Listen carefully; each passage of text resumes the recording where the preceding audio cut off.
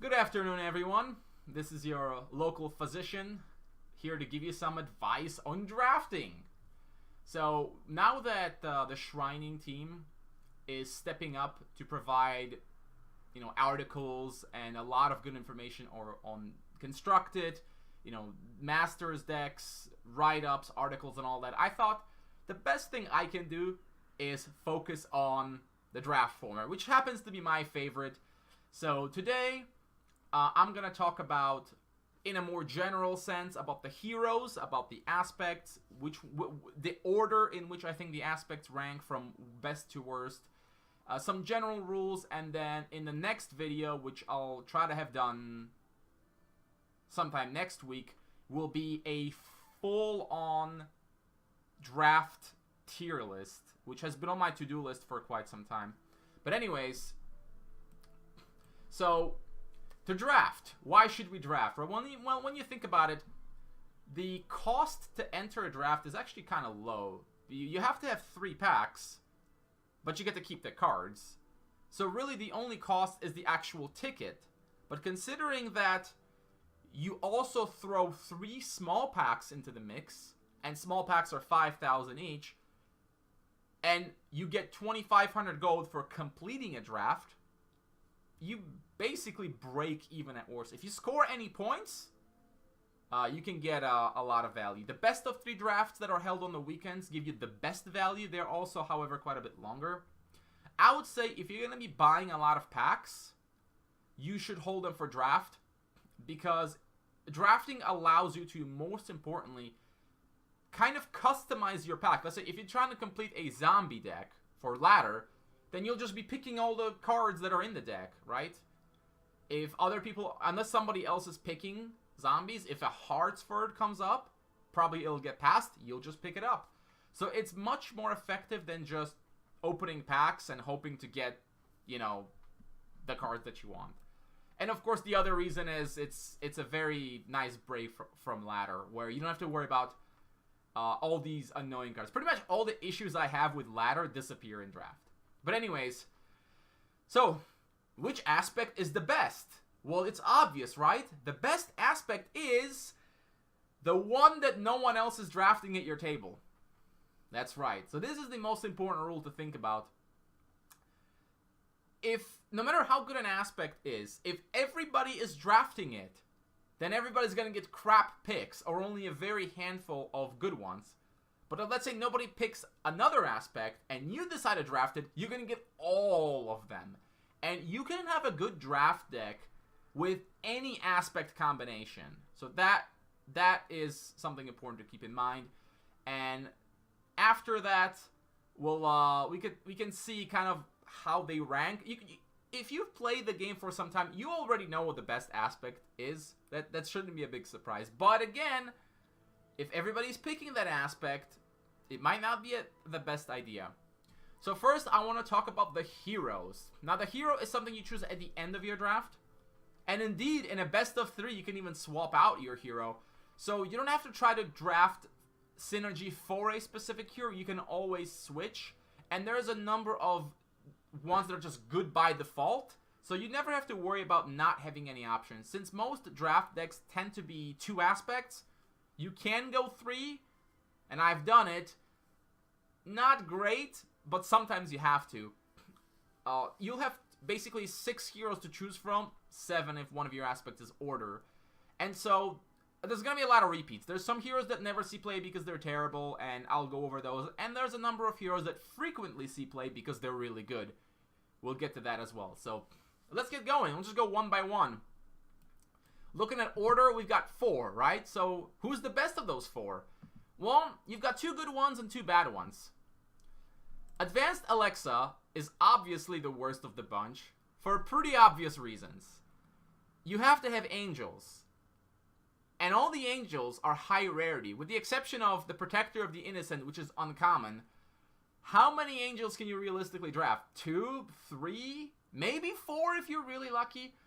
And even if you hit an angel, all this really reads is something like 0 mana, draw a card, right? Because you spend 3 mana. 3 mana and 3 aspects is how much an average angel costs. Protector of the Innocent costs 4, and Antriel costs 4, but the other 2 angels cost 3, so you're not really saving much mana. You're just getting a free card for 0, right? But again, this is limited by how many angels you have in your deck. So if you have 4 angels and you pick 1, you're less likely to get them as you go, whereas something like Basic Darius, you're always getting a new card. So for this hero to be good, you'd have to draft, I don't know, like 9 angels or something, but that's never gonna happen. Basic Alexa, I think, is the second best order hero behind Amalric, but she has a lot of opportunity for synergy that can put her ahead of him.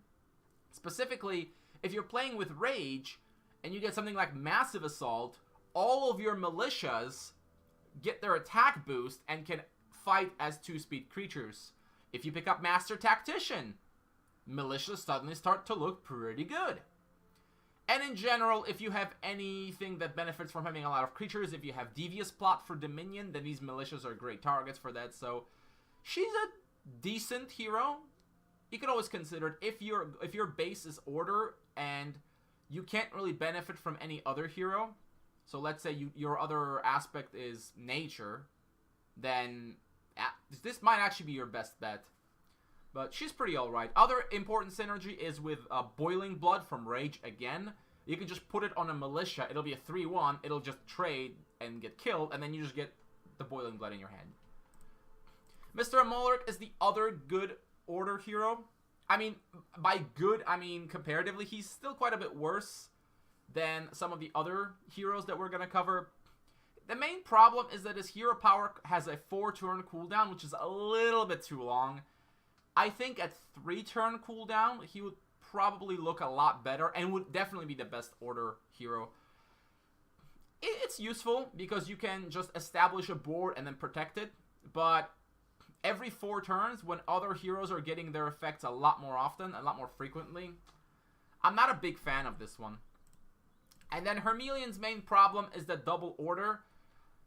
There's very little reason to go double order unless you picked up something like Holy Radiance or some really powerful epic or rare, but good luck with that. And the effect is kind of specific.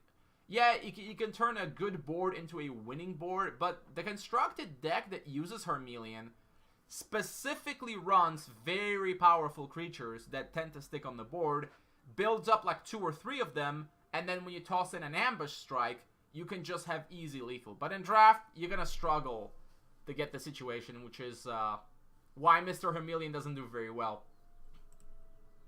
What about Wisdom? Wisdom actually has pretty good heroes. Advanced Darius used to be the king.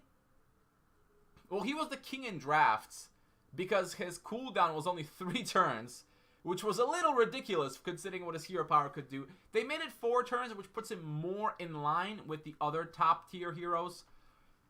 Is he good? Well, if you don't mind going the double Wisdom and you have some synergy for him, specifically the freeze cards, then he can be really, really, really good. But I wouldn't go with him just for the hero power. It's nice, but if you don't have the synergy, I'd go with a different hero. Mr. Basic Darius rarely gets to see play because the other 2 Wisdom heroes are so much better. But he's actually not bad. It's just, unless there's something specific that you want to draw into, I don't see why you wouldn't run Elric or the other Darius. That's really all. And then Elric is your default Wisdom hero. Objectively the best, but Advanced Darius has a lot of opportunity for synergy and will often overtake her for that reason. But she's always solid. The main advantage she has over other creature-generating heroes such as Coronis is that the illusions can have 3 speed, and that makes them pretty dangerous. And the illusions often just get bigger and bigger because they copy the highest stats of all your creatures, including speed. And if you get a 4-speed illusion, could be really rough. So pretty solid. Only really worse than Coronis because it has a cooldown of 3. That being said, if it had a cooldown of 2, it would probably be OP, and most likely the best hero. That would be awesome, but nah, maybe that would be a little too good. Now we move on to nature. Mr. Cayano is, I would say, the best nature hero. because his hero power is one that's good with pretty much any deck. I mean, assuming you're running nature. There's never a situation where you can't take advantage of the extra Might Emblem.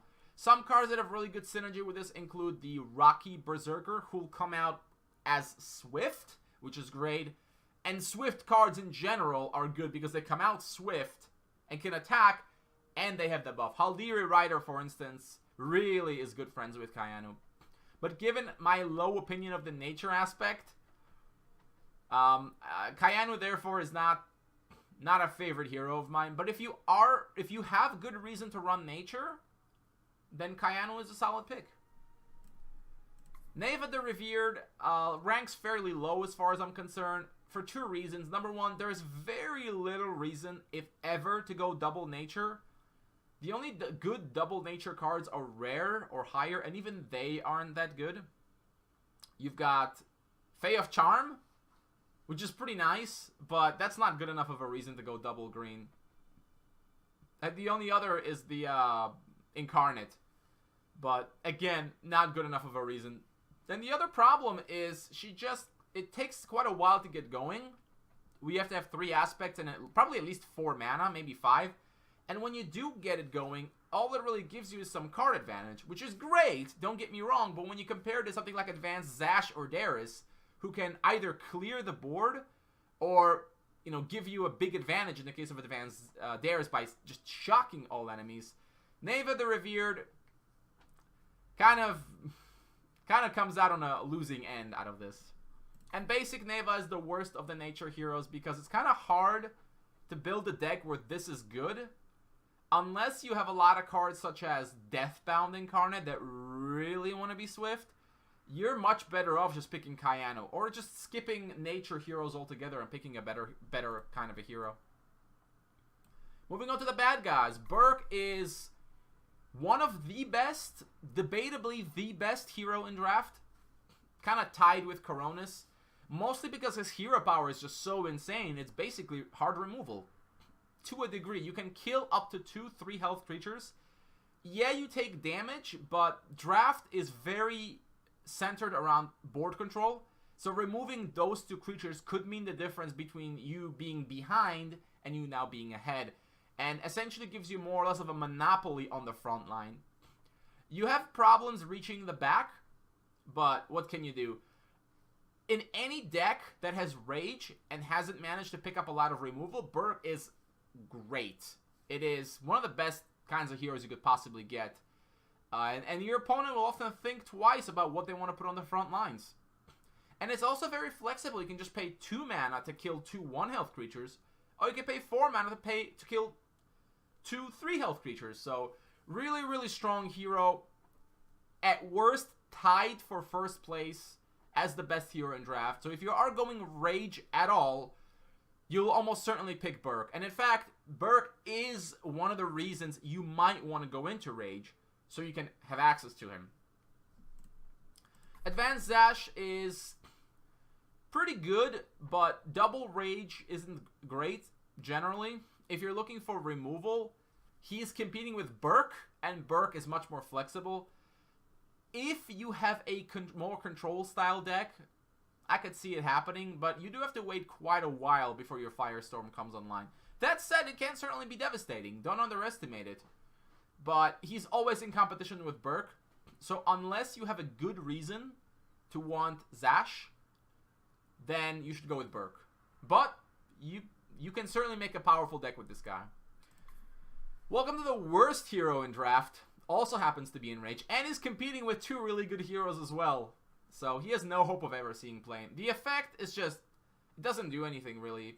At best, you might get a favorable trade. At worst, it literally does nothing. So when you compare this with Burke, yeah, there's just no comparison. It's not even close. It's not even in the same solar system. Dominion. Welcome to the other most powerful hero in draft, Mr. Coronis, and pretty much my hero of choice. If I'm given Dominion cards, I'll almost always run him. Whether he's better than Burke, I mean, if you have both Rage and Dominion, and you have a choice between them, then it's essentially going to come down to your own deck. If you are heavy in removal, you probably don't need Burke as much. But if you are low in removal, you would want to consider Burke instead, because Coronis is not good. Not as good if you can't get ahead on the board, because the Ravens, if they're only 1/1s, are significantly worse. Coronis can also fall into a downward spiral where you start taking too much damage and you have to pay additional life to summon the Ravens, and possibly you're paying additional life to use Soul Flames, and if you summon a Raven and it gets immediately killed by something like a Flame Rune Warrior, that's bad because you're losing life further and further. So he's great, don't get me wrong, he's really, really great, but he's not perfect, as I have learned a number of times. So, yeah, but unless you're competing with Burke, not very many heroes can really match up to Coronis. Elric can give him a run for his money, because the illusions can sometimes be better, because of the 3-speed aspect. So, you're gonna have to look at your deck to figure out what you want. But really, if your biggest problem is which of these insane heroes do I want to run, you're doing pretty well. Advanced Despina, similar to Advanced Zash, is supposed to go in a more control deck. Control decks just generally tend to be more difficult to draft, because the rares and epics, which are usually the kinds of cards you put in a control deck, don't appear very much. So you're going to have a hard time doing that. But if you can, she can essentially serve as your late game, because you just steal your opponent's creatures, you can just sit back. If you've got cards like Vats, where you can just generate value through other means and a good amount of removal, she can be the most devastating hero you can possibly imagine in the right kind of deck. Though, that's kind of true for pretty much all the heroes. So, for that reason, she's rarely played because she's competing with Coronis, and that's pretty tough competition.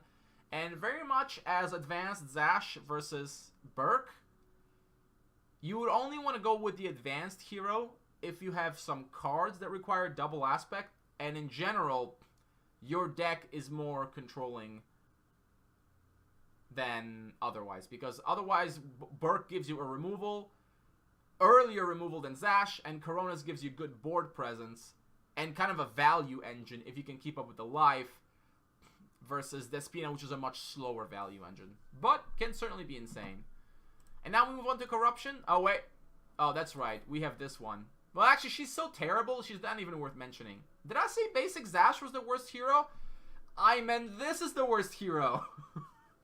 She's so bad as to not even be worth mentioning. The hero power basically doesn't do anything. There is not really any way to use her, because you have to basically skip a turn to get like a better turn.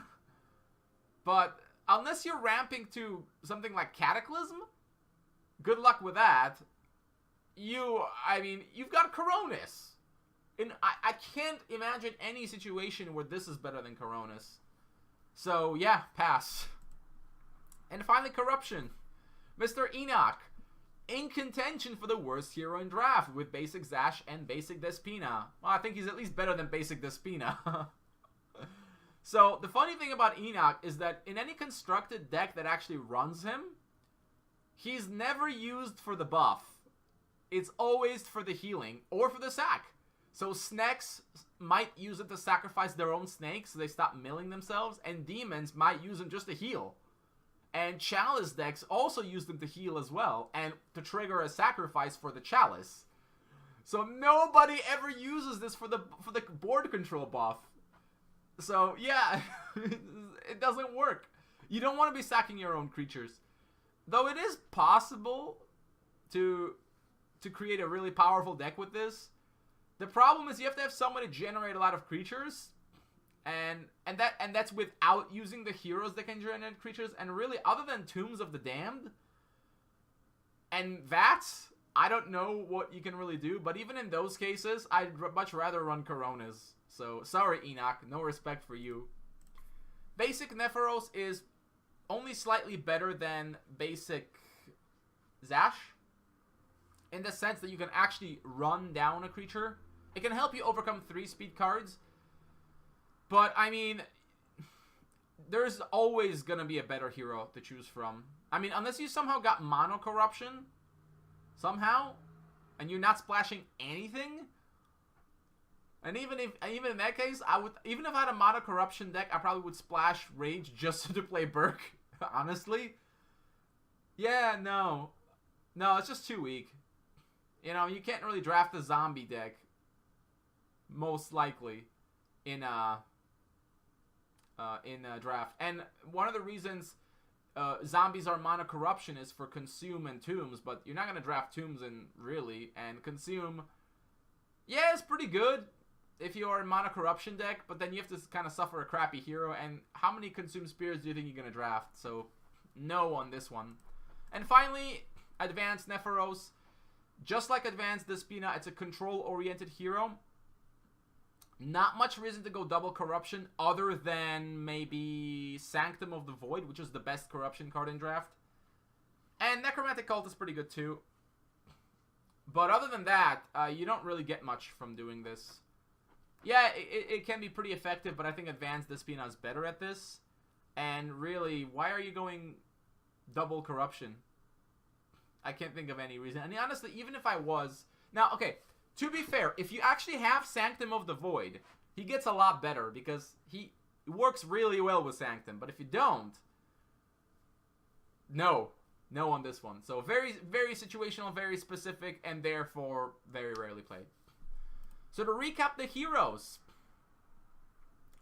you're going to want to choose one of the following for your draft. There is Stormborn if you have good freezing synergy. Elric. Kayanu if, well, maybe. Burke. Coronis. Yeah, that's it. So Burke, Coronis, Kayanu, Elric, and Advanced Theirs are the best heroes. Basic Alexa can get in there too sometimes. But generally, those are the heroes you want to go for unless you have a good reason to choose one of the other ones. Anyways, now I just want to go over the aspects themselves really quickly. And I picked out a number of some of the best commons and uncommons of each aspect, as these are the kinds of cards you should be picking that are just generally good and not necessarily synergy specific. So we're going to start from the bottom. And the worst aspect, in my opinion, in draft is nature. Because, oh, there you go. Nature doesn't have any removal, really. Any permanent removal, I should say. And therefore, it can't really survive for very long. So these are some of the better nature cards. Ambush Strike is a great combat trick. For 1 mana, you can get a free kill. Pretty nice. And Elf Warrior is kind of like a representative of a lot of the nature creatures in that it's like a small body but with high speed, which does let you smash the face a lot. And that can be a pretty effective aggressive strategy. Gurkha Tribe is kind of like a poor man's cavalry field captain, but even that's pretty good. And it can actually give you a free trade. You know, bumping up your Elf Warrior, for instance, from 2-2 to 3-3. Pretty good deal. Tidal Wave is a very nice trick for only 1 mana and redrawing a card. It's one of the best nature cards you can get. And then Tornado Outbreak would be kind of in a similar category. And then Landslide can be really specifically good. It counters Coronas pretty well because it can just kill 2 Ravens. That's good. And in general, it tends to be a good tempo card. But yeah, nature is not my favorite. You really need removal because otherwise, as soon as you fall behind on the board, you're just gonna lose. And nature has no real catch-up other than Landslide, I guess. Second worst is Order. Now, Order does have some real winners.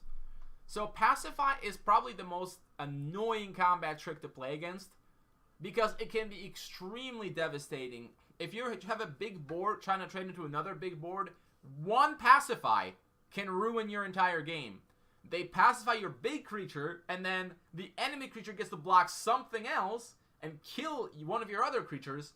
And what would have been a great trade turns into a crap trade. So always watch out for Pacify when you're playing against Order. Innkeeper is a very unique card, not available to any other aspect. And the Stupefy ability can actually take care of and shut down a lot of cards. Things like Spectral Aurite and Shifting Aurite are completely shut down by this. Vulture, if it has no time to buff itself, gets completely destroyed by this as well. So A very solid order card to pick if you get a chance. Soul Projection is one of the best order cards, period, because it's a board clear. One of the only ones you have available, and it can be nasty. My favorite combo involves using it with Boiling Blood, by stacking Boiling Blood on a creature, and then detonating it for massive damage, and then you just get the Boiling Blood back into your hand. Pretty good card. Exorcism is a good value card. If you're up against Evil Aspect, and you often will be, it's pretty much a 2-for-1. That's great. And the big winner of the Order Aspect, the badass himself, the Descendant, with a ridiculous stat line. This guy, if you can protect him with Namir's Blessing, he basically is the bane of Dominion decks. And actually really decks with removal, because if they can't remove him, he's very hard to kill in combat. So if you see a Descendant of Divinity, might want to grab it if you want to go into Order. Next up, I have Corruption. Now, Corruption is kind of similar to Order. It has a bit more generally solid cards, but some of its best cards are unfortunately rare and up. That said, Vulture is a terrifying card that can easily take the game by itself, not only because of the mill effect, but because you can play it, and then next turn it's a 6/6. And it can reload your deck as well if the game goes long enough. So this is one of those cards that you might not be able to deal with. I have won games by playing a Vulture on turn 2 and then just crushing my opponent from that. Even in Constructed, this can happen. So, good card. Otherwise, cards like Death Curse, Mesmerizing, and Bedeviled are all really solid cards. So the more of those you get, the better. And Reanimate gets special mention because it's mostly good with the other aspects. If you have a big creature to bring back or something very specific, well, the Reanimate is your man, basically. But aggressive decks, for instance, wouldn't want it. Noxious was one of the most efficient removal cards you can possibly get. 1 mana, kill most early game creatures or get good trades. It's really good. And then Haunt can easily be the most annoying thing you can imagine if you hit the right card. My favorite moment was fairly recently watching a guy put this on an enemy Harpy, and it just started spawning loads of these little bastards. I mean, 2 Enchained Souls per turn is insane, but it doesn't work on every card. If you just put it on a card that doesn't trigger at all, you might maybe get 2 spirits out of this, which is alright, but not great. But other times you might get like 10 of them. Now we move on to the good half of the draft pool. Starting with Rage. You may only see 4 cards here, but Firebolt is representing not just itself, but Cannonade and Fire Blast if you can pick it up. And itself is such an insane card that if you just draft like 6 of these, you probably can't lose. It's instant, great removal, can go face. Yeah, it's great. And then Tortured Orc, along with his friends, with Gibbo and Roni and all the little goblins, can give you a very strong, aggressive base. And when that's backed up by Burke, Burke can just sweep away enemy creatures and then let you continue going face. This can be a very effective approach in drafting. And this guy in particular has a really great stat line for just turn 2. Really good. Flame Rune Warrior is one of my favorite cards because you can use it to pick off 1 health annoying garbage, like unbuffed Ravens. And if you have multiples of these, it gets ridiculous because they can actually start doing multiple damage. Every single one of them does 1 damage to every single other thing with a target emblem. So if you play 1 and then you play a second one, it's basically doing 2 damage. So yeah, really good card. And then Mr. Elder is really just a really great big card, draw card, 4/4. What else can you say? Now Rage does have one problem, and that is that it has a lot of totems and shamans, which are for the most part complete trash. Unless you get really lucky and draft a lot of them, I wouldn't recommend it. But really, one of the main reasons Rage is a good aspect is because of Burke, honestly. If they didn't have Burke, and it didn't have Fireball, the aspect would probably suck. It would be at least near the bottom, but it gets brought back by some of their particularly insane cards. And because Fireball is common, you're going to see a lot of Fireballs. The second best, Wisdom. Wisdom is just a really great aspect overall. You've got the Freeze package with Frost Elemental and then Power Discharge, and then also to an extent Snowstorm and Flash Freeze.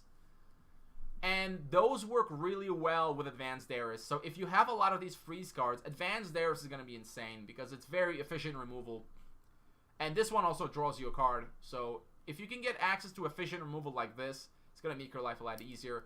Other good cards include, of course, Parallel Evolution, which is easily in the top 10 best draft cards.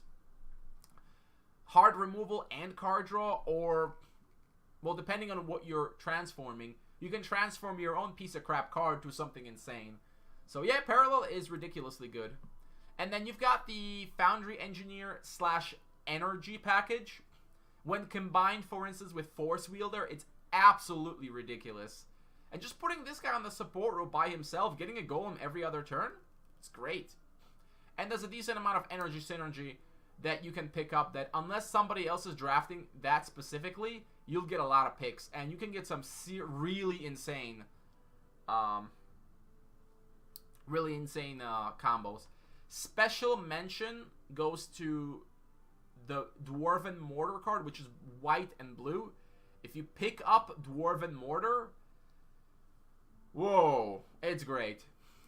So one of the components is blue, Order is the other component, and the same goes for Seluxio, of course. So yeah, blue is really solid. Force Mage is one of the best cards in draft, and Automaton is another example of a really solid card. So it's just a really good aspect with a lot of good things going for it. Yeah, basically, that's it. And finally, Dominion. Big surprise, right? Dominion, it's like an entire category above all the other aspects. It has so many ridiculous cards. In fact, if I made a list, well, I'm gonna make a list of top 10 most powerful Dominion cards. Sorry, top 10 most powerful draft cards. I'm pretty sure at least half of them are Dominion. Maybe more. And that includes the most powerful card and the most powerful, maybe top 3 cards even? Insane. So, starting from the top, you've got removal like Assassinate, Soul Flames, and Devious Plot. Hard removal is very good in draft, and you've got loads of it. These are all common cards. Common cards.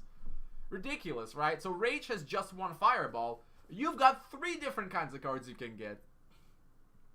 Among other insanity cards, you've got Cloning Vats, which really should not be uncommon, and Enslave. What the hell? Both of those cards in the top 5 most powerful, I think, or close to it. And they're, again, uncommon. You've got Minotaur, another monster, and Mutant, well, not quite as much of a monster, and the Implants, which are also really strong cards, and special mention, Murder Instinct, which can crush opponents very easily by giving you ridiculously good trades over and over again. And all of this is in one aspect, and it's all common and uncommon. So is it really any wonder that Dominion is the most powerful? Not at all. Hell, I'll even give you a personal favorite example where I was running a Order Rage deck with basic Alexa, and I drafted exactly 3 Dominion cards. They were the Hook, Soul Flames, and Murder Instinct. And I splashed a 3rd aspect just for those cards, and they were instrumental in helping me win that draft. That's how insane this aspect is. And so yeah, you can expect a lot of people to draft it, but actually not as many as you'd think. And even if some people are drafting it, you're likely to pick up some cards. You know, pick up a Soul Flames or 2, pick up this or that. With so many good cards, yeah, there's a lot to go around. And we haven't even gotten into the rare Dominion cards. But the rare and epic cards tend to be good everywhere. But all in all together, Dominion takes first place. So Dominion is the best. Wisdom is second best. Also really good. Then I'd say Rage because of Burke and stuff like Fireball. Then Corruption. It's kind of weird because I think Order's good cards are better than Corruption's good cards.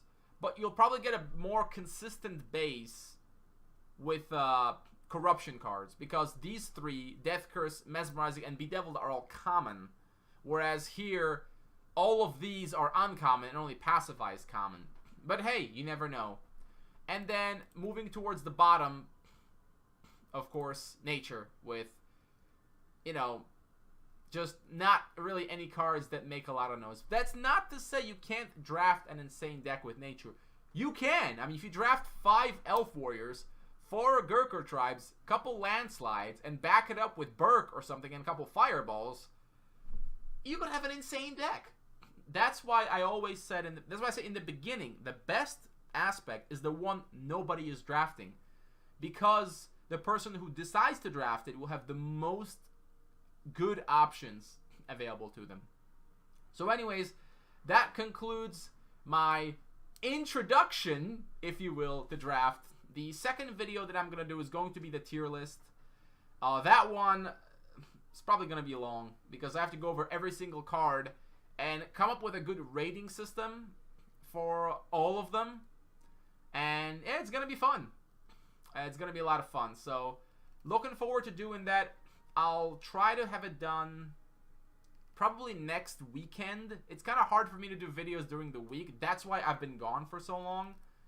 I think it's been like a month since my last video because there's just not much time during the week. I do manage to play drafts, so if you want to see some gameplay of drafts, just head over to my Twitch channel, and there'll be something there, I'm sure, either from the weekend drafts or just from any other draft. In fact, my last few streams have all been mostly draft, with a little bit of constructed, but mostly draft. So head over there if you want to see how all that works. All of these will include, of course, the drafting process itself. And hope you enjoy. Hope you draft a little bit more. We definitely want to make that a more popular part of the game. It is one of the best parts of Spellweaver, and it's something no other game that I know of even has. I mean, maybe some do, but I don't know about it. The games that I play don't have draft. So play more draft. Save your packs.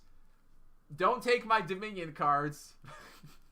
If you're sitting next to me, go Nature. And I'll see you around.